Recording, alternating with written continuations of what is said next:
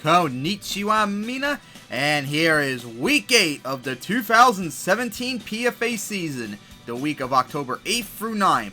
As we begin, let's take a look at the standings as they were last week for week 7. In the National East, Cleveland has a half a game lead over Manhattan, and Omaha has the 3-game lead over Denver in this National Central.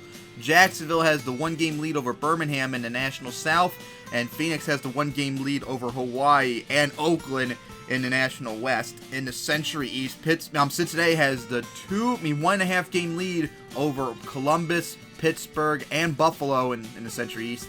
Oklahoma this week has the tiebreaker over Chicago in the Century Central. Miami has the half-game lead over Dallas in the Century South, and Seattle has the tiebreaker over San Francisco in the Century West. As Cleveland, Jacksonville, Oklahoma, Chicago, and Miami still remain the only undefeated teams left, and Milwaukee remains the only winless team. As we now take a look at Week 8's schedule, as you take a look at the 1 p.m. game, start off with Phoenix going to Baltimore. That's important for both teams. They got to win that one. Then a very interesting Century East showdown when it's Columbus going to Cincinnati, as these two are the top 2 teams in the division, so Cincinnati would still lead regardless if they lose or not, but this could make it pretty close if Columbus gets it. Then we get to a pretty important Century South showdown as Orlando visits Dallas. Whoever wins will have the second spot behind Miami in that division. Then we go to the big Century Central showdown where Chicago goes to Detroit. That's going to be very big.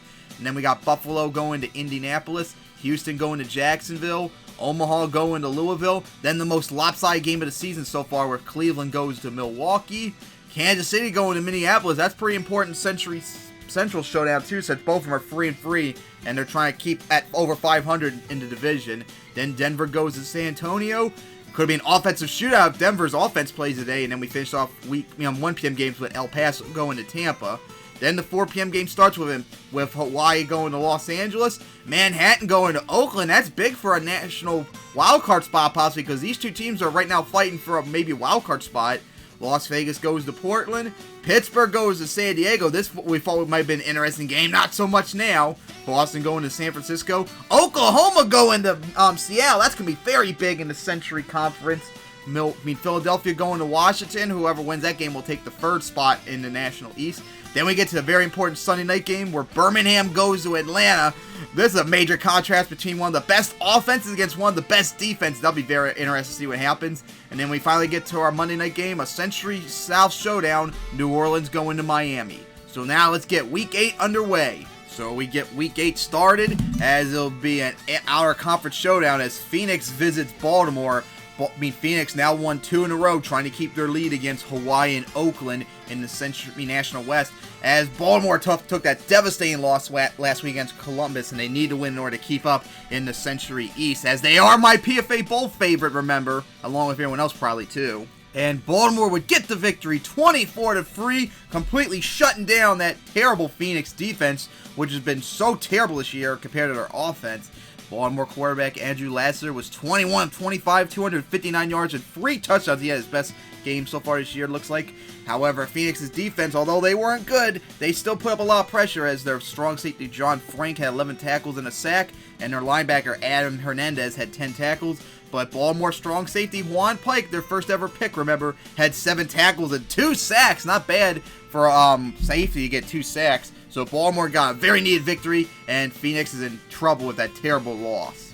Then we go up north a bit, out to the Rust Belt, as we're in Cincinnati, as the division-leading Cincinnati Colts host the Columbus Barons, as they have to play in the rain, as there's a big cold front system going through the Rust Belt area. It's going to affect a couple other games, too, as Columbus got that very needed victory over Baltimore, very impressive, too.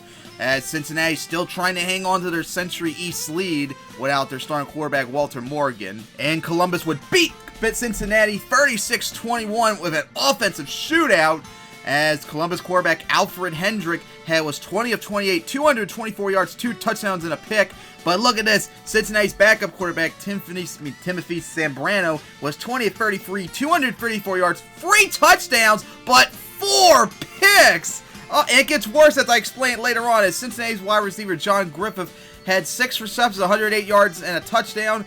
But Columbus quarterback John Tuttle, 5 tackles, 3 picks with 2 pick sixes as he single-handedly won the game for Columbus. That was a very impressive performance as Columbus continues their best win streak in their franchise history with 3 wins in a row, as they're now just half a game lead behind Cincinnati, as Cincinnati's trying to hold on to their division lead, as they got to worry about Pittsburgh and Buffalo now trying to catch up with them, as now Baltimore just won. Then we go down south to Dallas, as it's a Century South showdown, as Orlando visits Dallas. Dallas trying to get the revenge from their terrible Week 2 loss to Orlando, and Orlando trying to keep up with Miami in the Century South, as whoever wins this game will have the second spot behind Miami in the Century South. So this game is very important for both teams.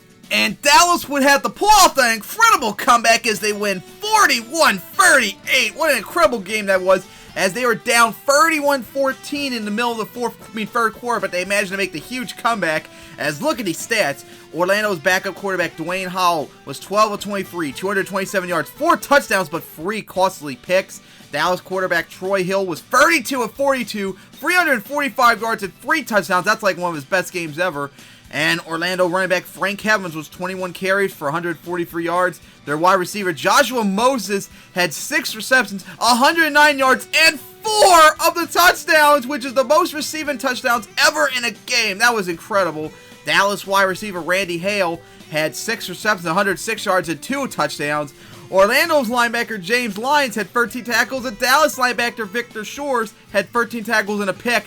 And with 79 points, this is the 4th highest scoring game in PFA history. Still isn't close to, I think it was 82 points is the record. So what a very impressive win by Dallas. But now Orlando's got to be kind of worried, as now they've lost 4 in a row. And a lot of it's also due to their defense not doing good and offense suffering from injuries, missing their starting quarterback Milton Hester.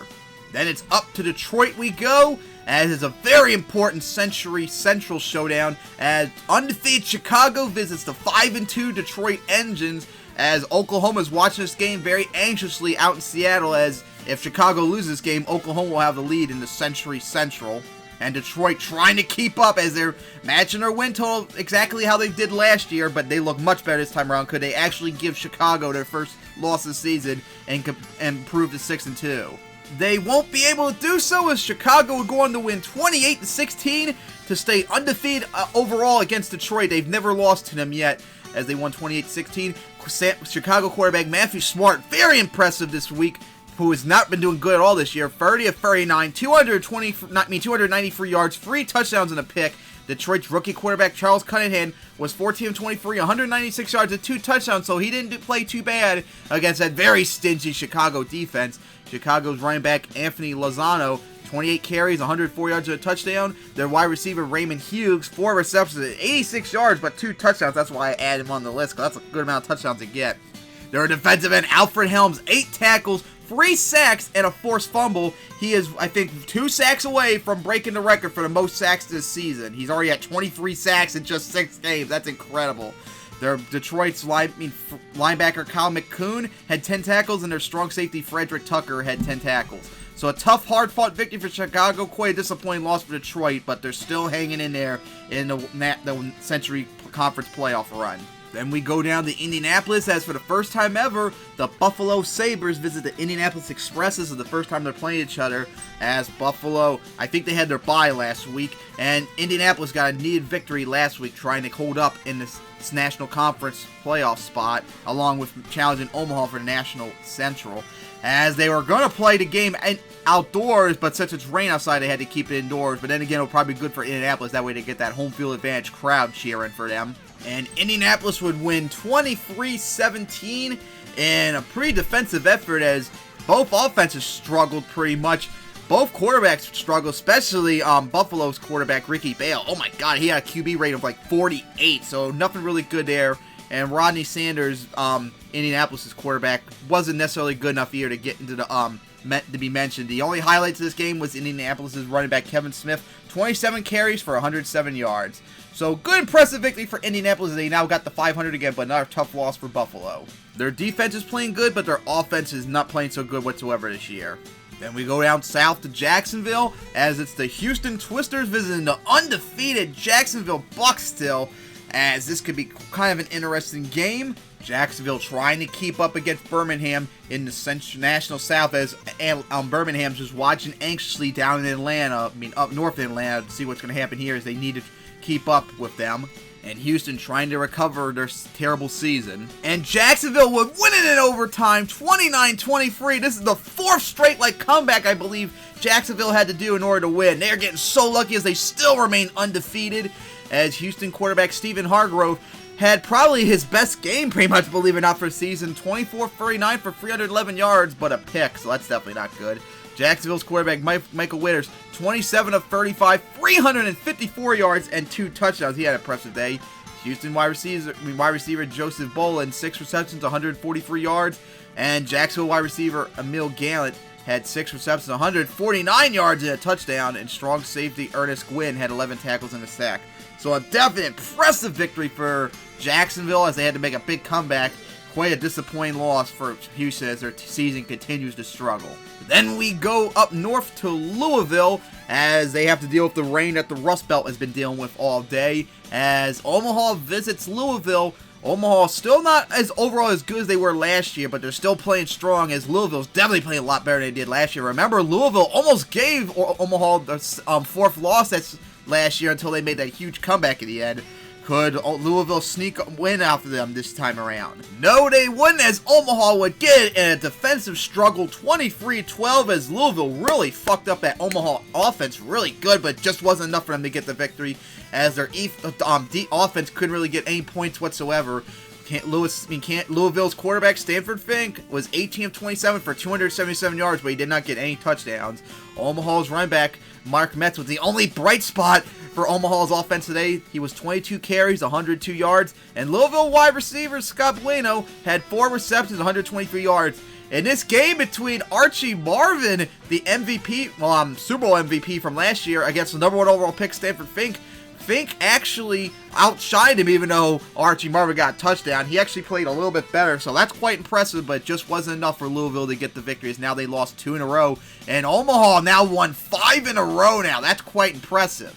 Up north we go to Milwaukee as we got the most lopsided game so far this year as the undefeated Cleveland Bulldogs go up against the winless Milwaukee Lakers. I think this is the second time they met this year, which of course I mean Cleveland destroyed them. And although they got a cloud cover from that cold front, they decided to have the roof open this game. And of course a new era possibly in the works in Milwaukee as their 3rd string quarterback Steven Vernon, who had a very impressive game last week, is going to start this week, as John Addison is still injured this week. And Cleveland would win at 19-14 as they scored 19 unanswered points after Milwaukee got that first touchdown of the game. And Milwaukee almost pulled it off, but it just wasn't enough in the end as Milwaukee's quarterback Steven Vincent in his first start was 18 of 29 for 256 yards, 2 touchdowns and a pick. He outshined Scott Hernandez, who did not look really good. He had his worst game today as that Milwaukee defense really swarmed today. Cleveland running back Peter Pierce was 34 carries, 113 yards, and 3 receptions for 59 yards. Milwaukee wide receiver James Holt had 7 receptions for 148 yards and 2 touchdowns. And Milwaukee linebacker Richard Herron, 20 tackles and a sack. That ties the 2nd most sacks in a game. However, since that was the 2nd time anyone got, he has number 2 most tackles in a game.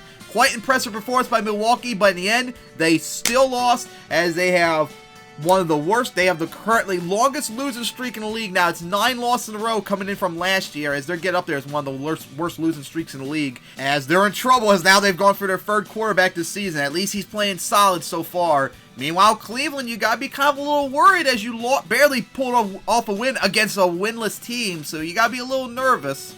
Then we go out to Minneapolis as we got a Century Central showdown as the Kansas City Hammerheads visit the Minneapolis Kits today. Remember, these two played each other in the last Sunday night game last year, which Kansas City won that one.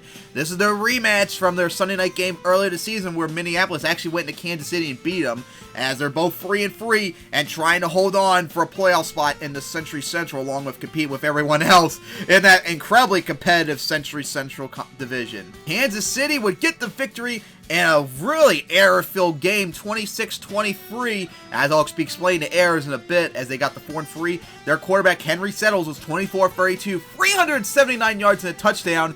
Minneapolis quarterback Samuel Clark had his best game of the season so far, 16 of 29, 288 yards and 3 touchdowns. That might save his job still for another couple weeks. And Kansas City wide receiver Reginald Jones had 5 receptions for 116 yards, and Minneapolis' wide receiver Alan Fernandez had 4 receptions and 118 yards. Minneapolis linebacker Eric Witt had 10 tackles. However, here's where the mistakes came in. For both, since I didn't mention this, both of them had a touchdown that missed an extra point, so that score should have actually been 27-24. But regardless, Minneapolis' kicker Stacy Suarez missed a possible game-tying field goal with just 2 seconds left in the game from 45 yards out.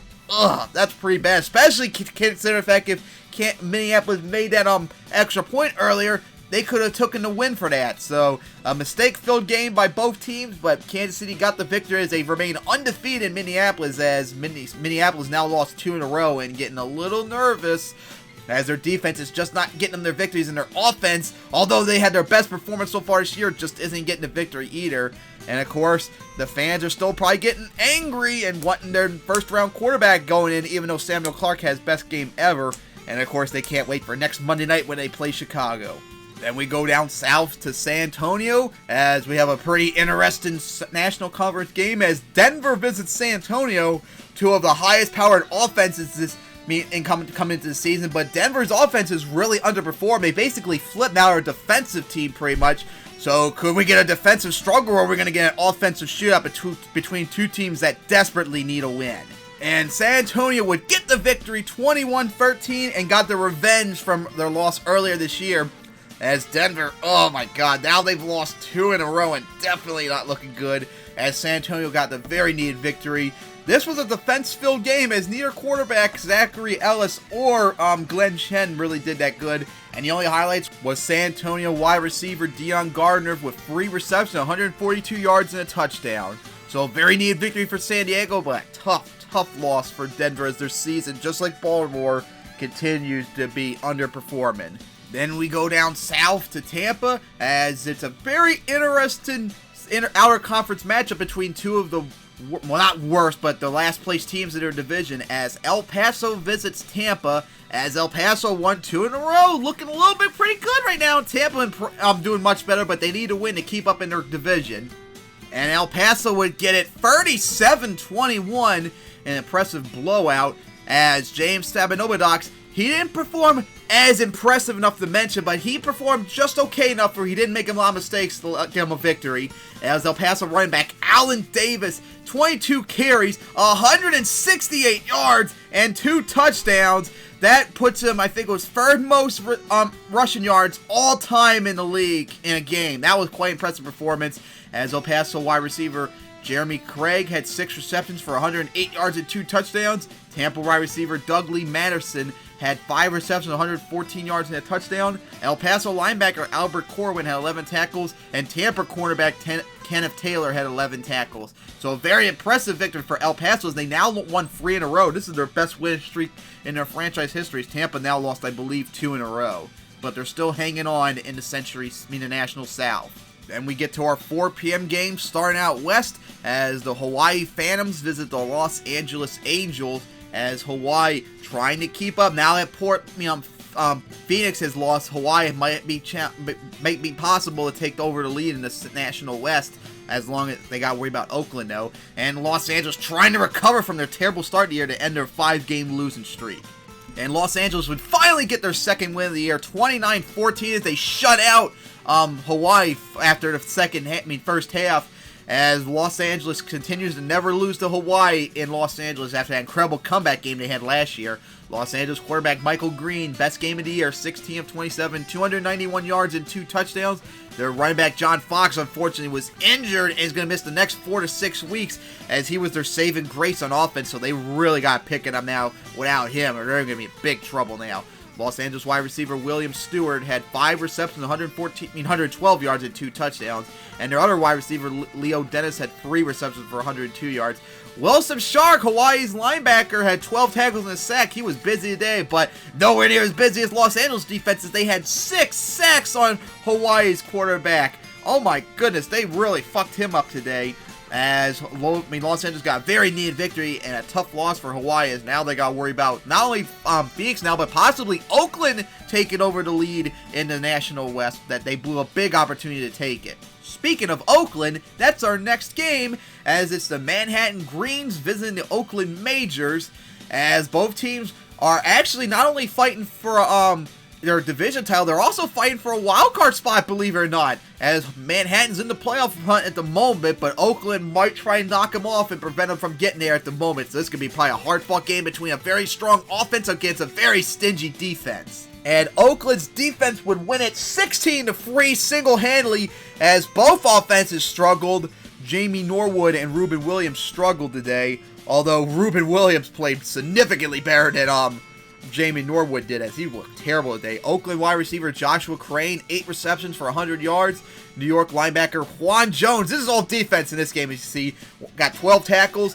Oakland linebacker Paul Laurie had 11 tackles. Oakland defensive tackle Casey Kirk, 10 tackles and a sack. And take a look at this, their linebacker John Mitchell, 2 tackles, a sack, and a game-sealing pick 6, as Manhattan had the ball at their 28-yard line, down 9-3. Oakland, he threw a pick and was returned to win the game 16-3 for Oakland. So a tough, hard-fought game for Oakland, as they're now 4-3, as Manhattan's now lost 4 in a row, and they're on the verge of missing out on the playoffs at the moment of the season ended today. So they got to really get their shit right, especially on offense. They're nowhere near as good as they once were, especially since they got to have a hard-fought game against Cleveland Monday night coming up soon. And we go up north, as it's the Las Vegas Gamblers visiting the Portland Dragons, as both teams are injury-riddled, especially Portland, who have, get this, over 12 players injured to some extent, be it multiple weeks or probable or doubtful for this game. Oh my god, that's really bad. As Las Vegas is trying to keep up with San Francisco and Seattle in the Century West, and Portland's just trying to recover their season now that Los Angeles won. Now they're the bottom in the National West, and Las Vegas would get the victory 31-28, as their backup quarterback Quentin Aranda was 5 of 9 for 32 yards before being knocked out due to an injury. He's probable next week, though, so they'll have to worry about that. And his first string backup, Frederick Rudolph, was 13 of 24 for 230 yards and 3 touchdowns. Thankfully for Las Vegas, their starting quarterback, Keith Belcher, might be eligible to play next week, so they better get that hopefully right. As Las Vegas running back James Beverly was 23 carries, 104 yards and a touchdown. Portland's wide receiver Era Spencer, 6 receptions, 104 yards and a touchdown. Their fullback John Duncan was only 2 carries for 6 yards, but 6 receptions, 104 yards and a touchdown. Quite impressive day for a fullback for receiving. Las Vegas strong safety Chris Dallas, 11 tackles, a sack, and a fumble recovery too. And Portland's linebacker Stephen Fowler had 10 tackles. Hard-fought game for both teams. Sucks for Portland, they couldn't pull it off, as Las Vegas got a need victory to keep up with San Francisco and Seattle, and hopefully for them, Keith Belcher will be available to start next week. If not, Quentin Aranda should be ready to go still at least. Then we go down south to San Diego, as it's Pittsburgh visiting San Diego, a matchup between 2 disappointing division winners last year, and a rematch from their division showdown last year in the playoffs, where Pittsburgh barely beat San Diego 23-17. As both teams, like I said, are struggling, and this is the 4th time they play against each other since Pittsburgh and San Diego split between each other last year, as they destroyed them when they visited their place and stuff. And of course, this game's also going to be interesting, as we're going to see 2 first-round picks quarterbacks playing against each other, as Pittsburgh's quarterback Gerald Putman's going to make his second start, and due to injuries to Burton Valentine, San Diego's first-round pick Ronaldo Schneider will make his first start too, so it's going to be kind of interesting to see what happens. And Pittsburgh would get it 15-9 in a defensive slugfest as they remain undefeated in Qualcomm Stadium. And now the important stats, the quarterbacks, Pittsburgh's Gerald Putman in his second start, 13 of 23, 184 yards and a touchdown, much better than his game against Chicago. And San Diego's quarterback for his first start, Ronaldo Schneider, 13 of 26, 161 yards and a touchdown. So both did an okay performance, although they got to really improve if they want to help their team out. Pittsburgh's wide receiver Gary Berry, 3 receptions, 119 yards and a touchdown. And San Diego's wide receiver David Seton, 5 yards, 112 yards and a touchdown. And San Diego's linebacker Joseph Quintina had 11 tackles. So hard-fought game between both of them. They played hard, and of course later on this season we'll see them again on Sunday night in Heinz Field. Then we go up to Santa Clara as Boston is visiting San Francisco in another outer conference showdown, as they also deal with the cloud cover that Oakland, Manhattan got just now recently, as Boston got their first win of the season trying to keep up in the Century West, the National Conference. And speaking of Century West, San Francisco, now that Las Vegas wins, needs to win here in order to keep up with them and Seattle in the Century West. And San Francisco would win at 35-13 and move them to 5-2 for second year in a row as Boston falls to 1-6. Both quarterbacks struggle, including San Francisco's John Getz, who actually got outperformed by Sterling Osborne. That was not really good, so San Francisco really got to get worried about their quarterback situation with their first ever pick in the draft last year. San Francisco's running back Anthony Marks, 24 carries, 165 yards and a touchdown. That's the 5th most rushing yards in a game, along with 6 receptions, 100 yards and a touchdown. Boston's defense, look at this. Their linebacker core, Robert Billings, 12 tackles. Their other linebacker, Jess Andrews, 11 tackles, and Daniel Spinks with 10 tackles. And San Francisco's defensive end, Charles Magnuso, 6 tackles, 3 sacks, and a safety. So it was a lopsided defensive slugfest with Boston getting a lot of pressure, but it just wasn't enough as San Francisco got the needed victory as they now lead the Century West, although they still got to worry about Seattle. Speaking of Seattle, that's our next game, as it's a very important Century Conference showdown as the undefeated Oklahoma Oilers visit the Seattle Quakes, as these two are playing their rematch from earlier this season, Week 2, where Oklahoma barely edged out Seattle. It's going to be high-powered Oklahoma offense against a strong Seattle defense. And of course, Oklahoma's going to suffer without Peter Rose as their quarterback. But hey, they got Wiley Chester still playing good. Maybe can challenge for a starting job for the rest of the season. As Oklahoma trying to win, they stay undefeated, challenge Chicago, and Seattle's trying to win to keep up with San Francisco in the Century West. Oklahoma would get the victory, though, 21-20 in a comeback, as they remain undefeated and have the second longest win streak active in the league behind Miami, as their quarterback, Wiley Chester, 22 of 31, 257 yards, a touchdown, and a pick. He kind of struggled against Seattle's defense, as Seattle's quarterback, Jody Tucker, was 18 of 28, 205 yards, 2 touchdowns, and a pick. Their running back, Wilbert Brownlee, had 25 carries, 111 yards, and Orlando linebacker Mac Duff had 10 tackles. So a hard-fought victory for Oklahoma as it sets up an incredible Sunday night game against the undefeated Jacksonville we're going to talk about later on, as Seattle takes a hard-fought loss as now they tie El Paso for the 3rd seed in the Century West, as now San Francisco and Las Vegas easily take the lead over them. Then we go back out to the East Coast, as is the Century East Showdown, as Philadelphia visits Washington, and whoever wins this has the 3rd place spot in the National East. As remember, their incredible Monday night game last year went down to overtime with Washington to pull up a comeback. Philadelphia beat Washington earlier this year. Will Washington get some revenge? Washington would get the revenge and remain undefeated, hosting Philadelphia as they win 13-10 in a defensive struggle, as both quarterbacks, Richard Lee and Roy Rice, did not play really good. Hopefully for Philadelphia, Leroy Black will come back soon, as Philadelphia's backup quarterback, Richard Lee, was 16 of 26, 153 yards and a touchdown. He easily outshined Roy Rice, who had a QB rating of like 48-something. And Washington defensive end Douglas Peterson had 10 tackles. So a very needed victory for Washington. Another tough, disappointing loss for Philadelphia, as they thought they were going to probably challenge for a playoffs now, as they've lost 2 in a row now in their division. And then it's the big Sunday night showdown as Birmingham visits Atlanta, as it's going to be the strong Birmingham sack and stink defense against Atlanta's red-hot offense too. And this is a rematch from earlier this season when they two met, where Birmingham destroyed Atlanta. We'll see how well they do here at home this time around. So let's get this incredible game underway. And it would be an incredible game as Birmingham would win it 23-20 over Atlanta in a hard-fought struggle, and Atlanta was very competitive thanks to a pick and a special teams punt return for a touchdown. The sack and sting defense needed over 20 points to get the victory, and Birmingham's offense delivered for them, and I wanted to show you the stat of a bit. First, Birmingham quarterback Ollie Burke, 25 of 49, 340 yards. That's the most he's ever thrown in his career. That's probably the most ever a Birmingham quarterback's ever thrown. A touchdown and 2 picks, though. He didn't really necessarily play good. But take a look at this. Cody Parley, one of the best quarterbacks in the league, was held to 10 of 29 for 111 yards because of sack and sting. That's how incredible Birmingham's defense has been so far this year. As their Birmingham's running back Guy Metz, 20 carries, 121 yards, and a game-winning touchdown too. As Birmingham's wide receiver Harvey Lewis had 6 receptions, 119 yards, and a touchdown. A very hard-fought game for Birmingham. Their defense, they did their work. They unfortunately kind of struggled because they needed to get over 20 points, but they actually got it done as they move on to 6-1, and Atlanta has now lost 4 in a row. Then we go down south even more to Miami for our Monday night showdown as New Orleans visits Miami, as New Orleans is struggling very badly without injuries, and Miami's still undefeated as they're trying to keep up with Chicago and Oklahoma in the Century Conference playoff run, and of course keep up with Dallas and Orlando in the Century South, as this is a rematch from their defensive struggle last year, where New Orleans got their win last time here.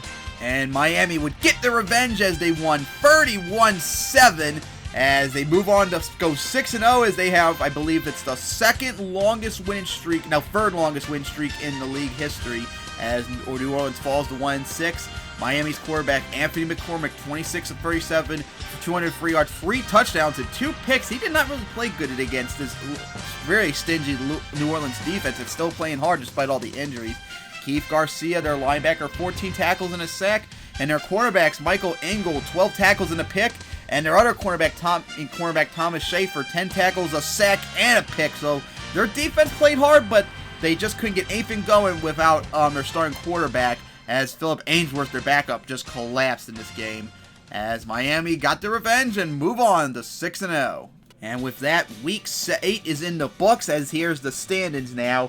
As in the National East, Cleveland has a 1.5 game lead now over Manhattan and Washington.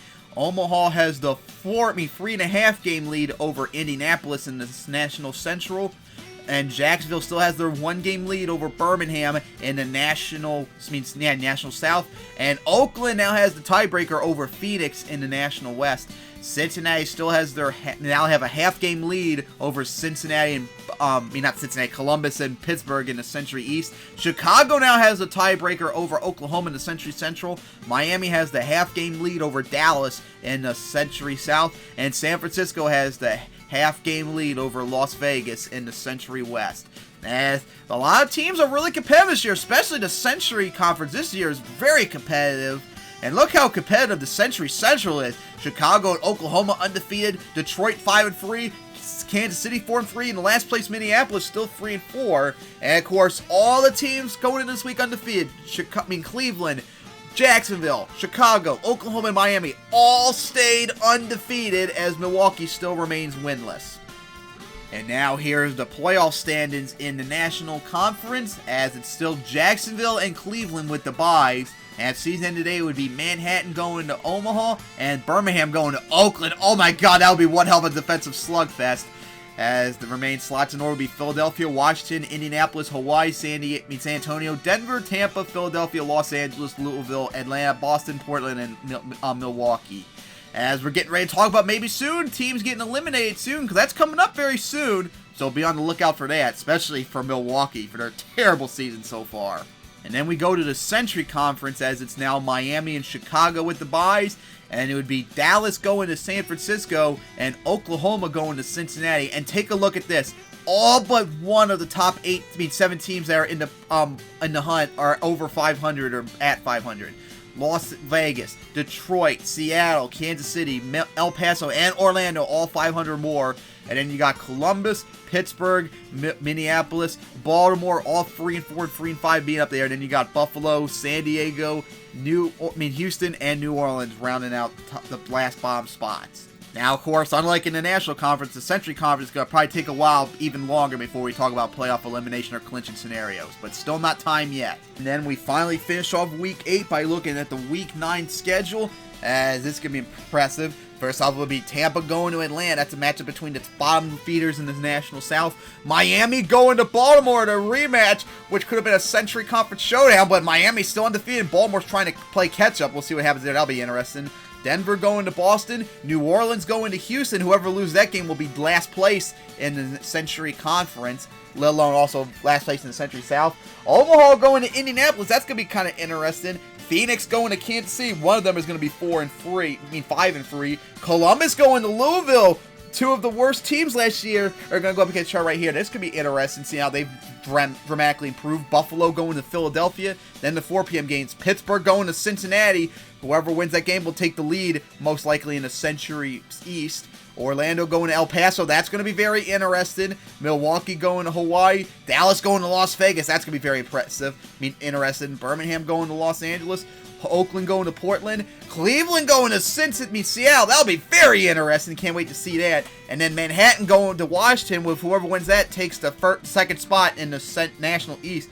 And then we get to this week's Sunday primetime games. Take a look at this. Sunday night. Who would have thought this would be happening? Undefeated Jacksonville going to undefeated Oklahoma. When I picked this game, I didn't think this was going to happen. Oh my goodness. This is incredible. One of them is finally going to fall this week. And I am going to be so looking forward to that game, as you should too, as this could be an offensive shootout, maybe one of the highest scoring games ever. And then we get to our Monday night game, which is going to be a huge slugfest, kind of like Steelers and Bengals, kind of like here, as it'll be Chicago visiting Minneapolis. Man, they're going to be fighting hard and maybe starting a whole bunch of fights too in that game. So I am looking forward to that.